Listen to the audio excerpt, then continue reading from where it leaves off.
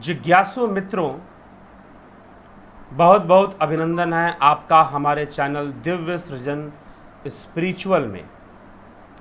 जैसा कि आपको पूर्व विदित है कि हमारे चैनल पर चर्चा चल रही है श्रीमद् भगवद गीता के ऊपर, और श्रीमद् भगवद गीता के 14वें अध्याय पर आज हम इस चर्चा को लेकर आए हैं।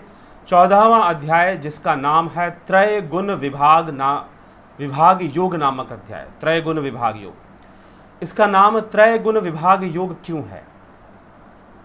मित्रों, किसी ने प्रश्न किया, उसका उत्तर दे देते हैं हम कि आप यह गीता पर आप चर्चा मंत्रों पे, श्लोकों पे कर चुके हैं, तो फिर से अध्यायों के नाम से क्यों कर रहे हैं? कुछ लोगों का ऐसा कहना था कि आप अध्याय के नाम पर, उनकी डिमांड थी, उनकी इच्छा थी कि अध्याय के नाम पर भी एक एक वीडियो बना दें ताकि हमें समझने में सरल हो, उस अध्याय के महत्व को हम समझ सकें और उसमें विशेष चर्चा क्या हो रही है वो पता चल सके। तो इस उद्देश्य से ही अध्याय के ऊपर वीडियोस लाए जा रहे हैं। तो त्रय गुण विभाग योग नामक अध्याय, क्योंकि इसमें 3 गुणों की चर्चा है। प्रकृति के 3 गुणों से सृष्टि होती है, ऐसा भगवान पिछले अध्याय में 9वें अध्याय में भी कह चुके हैं। इस अध्याय में अब विशेष रूप से भगवान यह कहते हैं कि प्रकृति जो है वह किस प्रकार सृष्टि करती है, उसको वो बता रहे हैं। प्रकृति के किस रूप से, किस अवस्था से सृष्टि शुरू हो जाती है, उसको भगवान यहाँ पर वर्णन करने जा रहे हैं। यह चर्चा सांख्य शास्त्र आधारित ही है, जहाँ पर प्रकृति के द्वारा सृष्टि करने की बात कही जा रही है। तो आइए हम इस पर आज चर्चा करते हैं और इस विषय को समझते हैं। तो भगवान इस विषय में क्या कह रहे हैं कि मम योनिर्महद् ब्रह्म तस्मिन् गर्भम दधाम्यहम् संभवः सर्वभूतानां ततो भवति भारत। हे अर्जुन, मेरी महत ब्रह्म मूल प्रकृति संपूर्ण भूतों की योनि है। यद्यपि आप हमारे श्लोकों की व्याख्या में जाएंगे तो वहाँ पर भी इसकी व्याख्या बहुत गहन की हुई है। फिर से हम उस व्याख्या को यहाँ पर आपको समझाते हैं। बस महत ब्रह्म क्या है? महत ब्रह्म, योनिर्महत ब्रह्म, भगवान योनिर्महत ब्रह्म। महत ब्रह्म क्या है? प्रकृति के विकास की प्रक्रिया। प्रकृति जब विकास करती है त्रिगुणी विषमता से, समता से नहीं, विषमता से जब वह विकास करती है तो सबसे पहले जो तत्व उत्पन्न होता है वह महत तत्व है। महत तत्व वास्तव में बुद्धि ही है। महत तत्व वास्तव में क्या है? बुद्धि ही है। तो भगवान ये कहते हैं योनिर्महत ब्रह्म, यह जो महत है वो ब्रह्म है और वही योनि है, प्रकृति की योनि रूप में है वो, क्योंकि सारी सृष्टि वहीं से प्रारंभ होती है।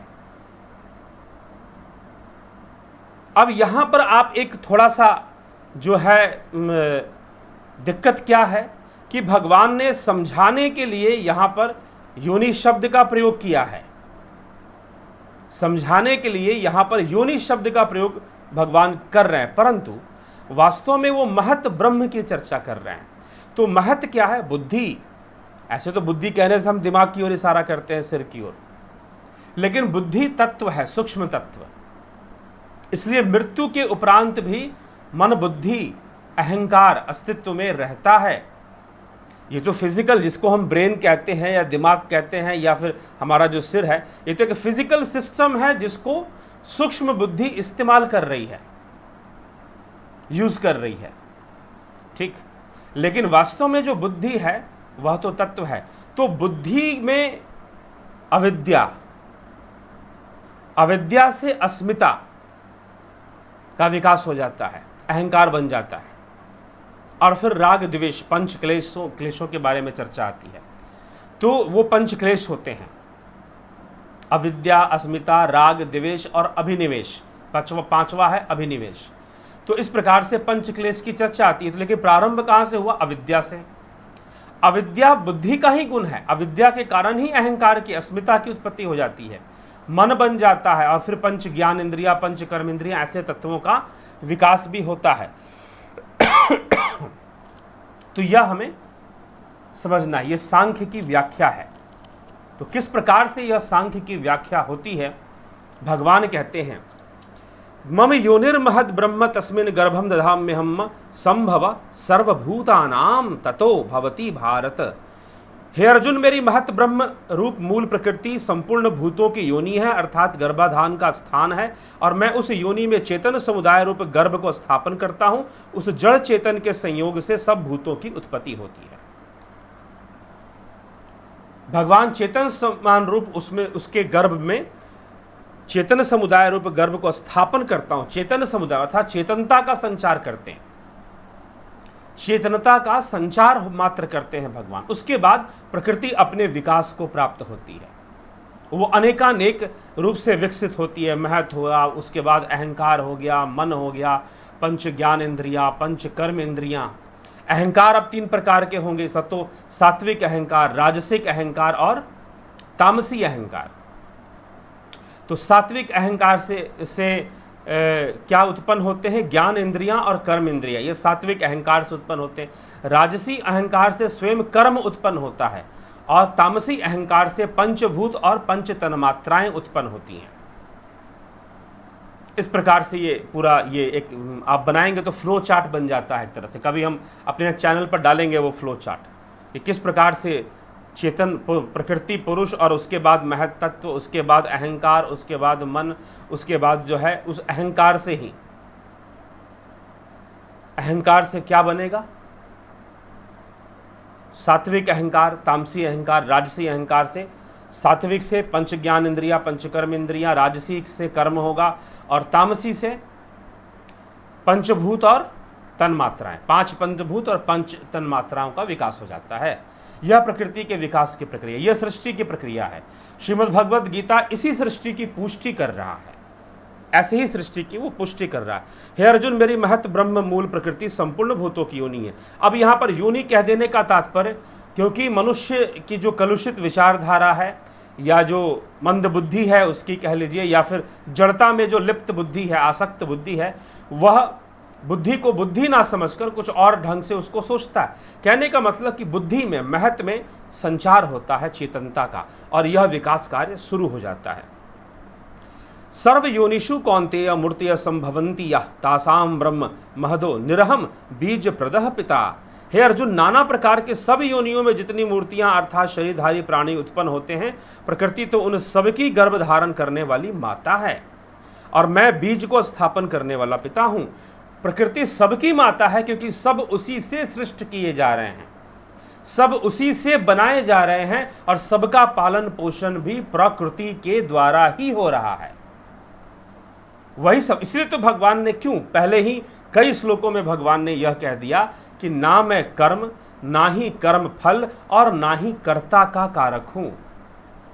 मैं इन सब का कोई कारक नहीं हूं, ना कर्म का, ना कर्म फल का, और ना ही कर्ता का।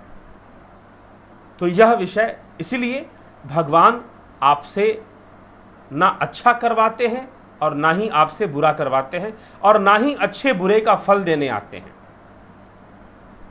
आप जिस गुण के वशीभूत जो करते हो उसका फल भोगते हो। तमोगुण वृद्धि होने से, रजोगुण वृद्धि होने से आप पाप कर्म में लिप्त हो सकते हैं। सतोगुण की वृद्धि से आप पुण्य कर्म में लिप्त हो सकते हैं। सतो रजोगुण की वृद्धि से आप बहुत ही बड़े पुण्य कर्म में लिप्त हो सकते हैं, जा सकते हैं, और उसका फल आप भोगेंगे फिर। तो इन सब के लिए प्रकृति, तो प्रकृति ही क्या करती है? अब प्रश्न उठता है कि मोक्षदाता कौन है, भोगदाता कौन है? तो साधारणतः लोग जो समझते हैं कि भोगदाता प्रकृति है, माया है, और मोक्षदाता परमात्मा है। जी नहीं, भोगदाता भी प्रकृति है और मोक्षदाता भी प्रकृति है। इसलिए प्रकृति के लिए 2 पुरुषार्थ बताए गए हैं। क्या पुरुषार्थ? भोग और मोक्ष, स्वर्ग और अपवर्ग, अपवर्ग नहीं, सॉरी, स्वर्ग नहीं, भोग और अपवर्ग पतंजलि योग सूत्र में कहा गया है। भोग और अपवर्ग मतलब मोक्ष, स्वर्ग से भी परे जो है वो अपवर्ग है। तो भोग और मोक्ष की प्राप्ति कराती है, कौन कराता है? प्रकृति कराती है। तो प्रकृति ही माया में लिप्त करती है, प्रकृति ही भोगों में लिप्त करने का कारण बनती है, लेकिन प्रकृति ही मोक्ष का साधन भी बनती है। प्रकृति ही मोक्ष का साधन भी बनती है। इसीलिए जो चेतन पुरुष है वो तो निष्क्रिय होकर अपनी जगह पर है, अपनी जगह पर है। उससे दूर जाना और उसके पास जाना यह आपका कार्य है, यह आपका काम है।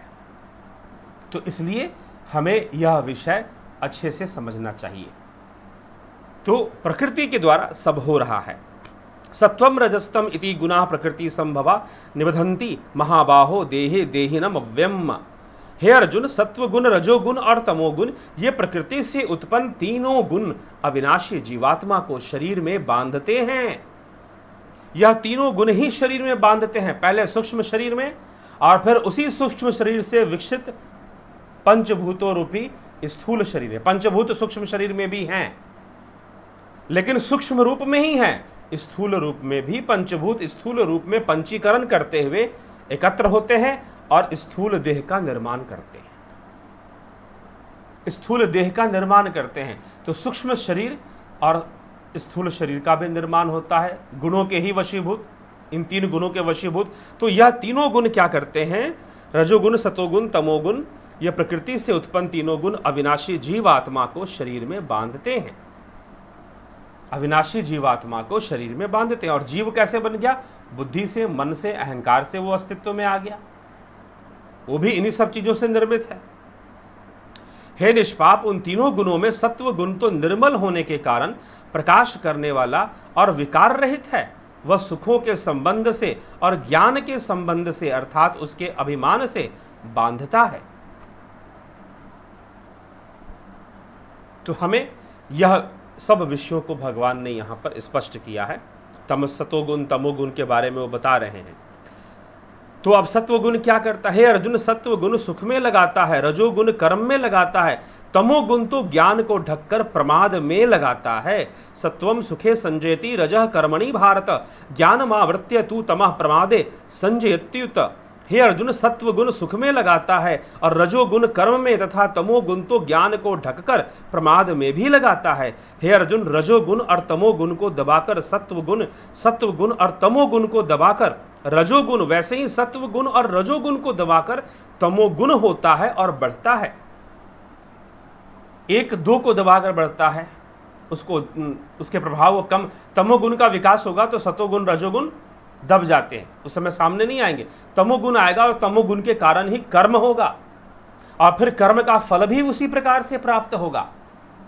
तो यह भगवान यह विषय इसी अध्याय में त्रैगुण, तो एक समझ लीजिए कि जैसे आप देखते हैं ना, गांवों के अंदर भी या आज भी शहरों में भी, विशेष करके मध्यम वर्गीय परिवारों में आप देखते होंगे कि जो छोटी बच्चियां या फिर औरतें भी जो हुआ करती हैं, वो अपना बाल कैसे बांधती हैं? वो बाल के 3 भागों में बांटती हैं और उन तीनों भाग को एक दूसरे के साथ मिलाते हुए वो बांध देती हैं और क्या बन जाती है? चोटी बन जाती है।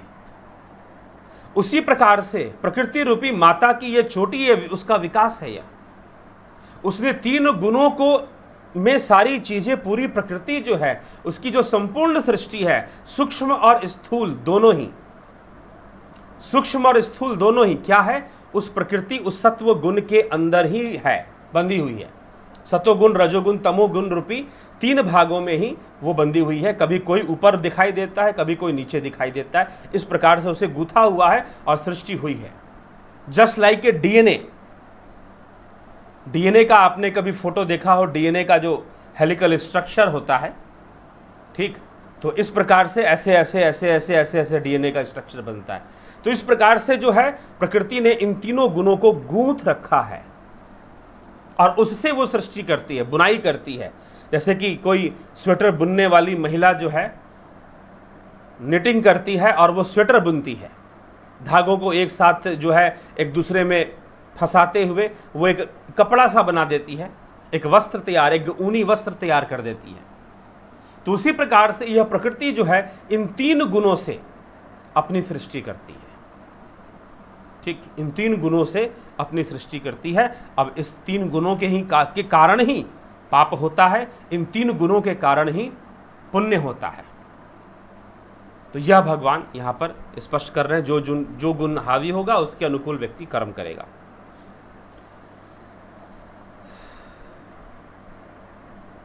तो यह सब अब सत्व गुण कब बढ़ रहा है? जिस समय इस देह में तथा अंतःकरण और इंद्रियों में चेतना और विवेक शक्ति उत्पन्न होती है, उस समय ऐसा जानना चाहिए कि सत्व गुण बढ़ रहा है।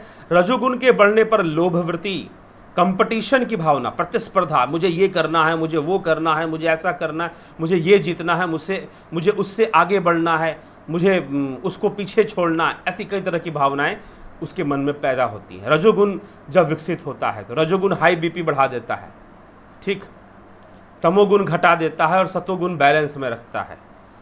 तो यह भी, क्योंकि हर जितना आपके पास जो कुछ भी हो रहा है, चाहे वो आपकी बीमारियां हो, चाहे शरीर की स्थिति हो, चाहे मन की स्थिति हो, वो इन 3 गुणों के वशीभूत है। ये भगवान के कहने का त्रय गुण विभाग योग नामक अध्याय, ये भगवान यहां पे कह रहे हैं। तमोगुण अंधकारमय है। तमोगुण कर्तव्य कर्मों में अप्रवृत्ति और प्रमाद अर्थात व्यर्थ चेष्टा और निद्रा आदि का कारण बनता है।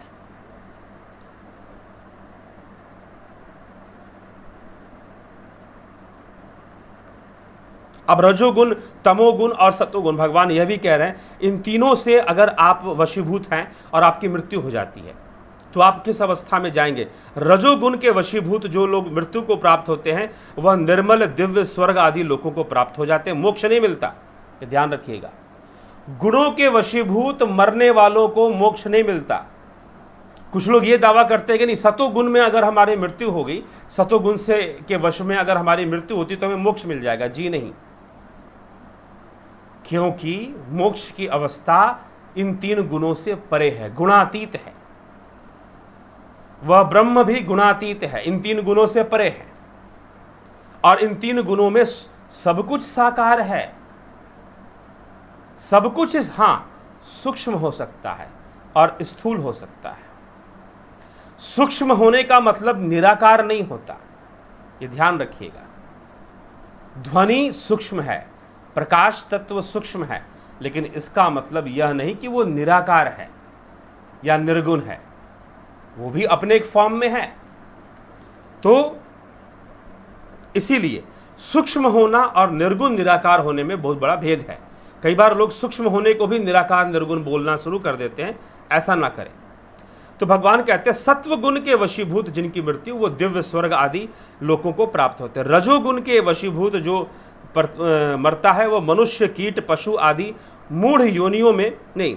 जो रजोगुण के वशीभूत उत्पन्न होता है वह मनुष्यों में उत्पन्न हो जाते हैं अगर उनके अच्छे कर्म हैं, अन्यथा वह भूत प्रेत आदि योनियों में भी गिर सकते हैं। तमोगुण से जो लोग मरते हैं, तमोगुण की अवस्था में, वह मनुष्य, कीट, पशु आदि मूढ़ योनियों में, जैसे कि ऐसी योनियां जो कि बहुत ही तामसी होती हैं प्रवृत्ति में और उनके अंदर क्रियाशीलता बहुत कम होती है, तो वो पशु योनियों में वो तमोगुण वाले, क्योंकि भोगों में जो तमोगुणी होगा उसकी भोग वृत्ति होती है, भोगों में लिप्तता अधिक होती है। तो भोग तो जानवर की योनि में भी संभव है, आहार, निद्रा, भय, मैथुन, यह तो कुत्ते के लिए भी संभव है, यह तो सूअर के लिए भी संभव है। तो यह 4 क्रियाएं तो आप वहां भी जाकर भली भांति कर सकते हैं। तो भगवान जो प्रकृति है सोचती है कि जब इसको यही सब करना है तो भाई वहीं जाके रह, वहीं पर रह, तुझे मनुष्य क्यों बनना है। जो बहुत ही कर्मशील होते हैं और जिनके अंदर रजोगुण और साथ में सतोगुण का थोड़ा सा प्रभाव आ जाए तो वह मृत्यु के बाद दोबारा मनुष्य जीवन ही प्राप्त करते हैं। यह भगवान यहां पर स्पष्ट कर रहे हैं। तो मूढ़ योनियों में इस प्रकार से तमोगुणियों का जन्म होता है। तो यह इस प्रकार से समझना चाहिए कि तमोगुण फिर रजोगुण, इसी प्रकार से श्रेष्ठ कर्म का सात्विक अर्थात सुख, ज्ञान और वैराग्य, निर्मल फल, मतलब कि सात्विक वैराग्य कैसा होगा, तामसी वैराग्य कैसा होगा, ये सब हमने श्लोकों की व्याख्या में बृहत रूप से बताया हुआ है। आप कृपया हमारे चैनल में जाएं और आप ये वीडियो आप प्लेलिस्ट में, श्रीमद् भगवद गीता के प्लेलिस्ट में आपको मिल जाएगा, आप उसको देखें या सर्च करेंगे, हमारे चैनल के वीडियोस पर जाएंगे तो उसमें आपको यह सब प्राप्त हो जाएगा। ठीक है, तो इसलिए हमें यह समझना चाहिए। अंततः भगवान इस अध्याय में जो आखिरी विषय है जो कहते हैं वह आखिरी विषय भी हम समझ लेते हैं, वो भी महत्वपूर्ण है।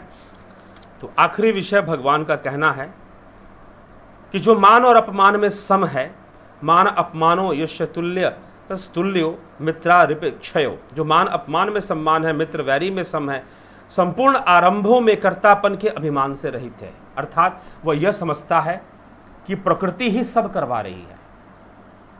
एक बात ध्यान रखिएगा, भगवान ने ये कहा है, विवेकी कौन है, पिछले अध्याय में भी हमने बताया है, विवेकी कौन है, वह व्यक्ति है जो ये जानता है कि ये जो कर्म हो रहे हैं इसके कारक ना तो ईश्वर है और ना मैं हूं, ना ईश्वर है और ना मैं हूं, तो है कौन, प्रकृति है। जो ये समझता है वही ज्ञानी है, वही विवेकी है, ये भगवान ने कहा है।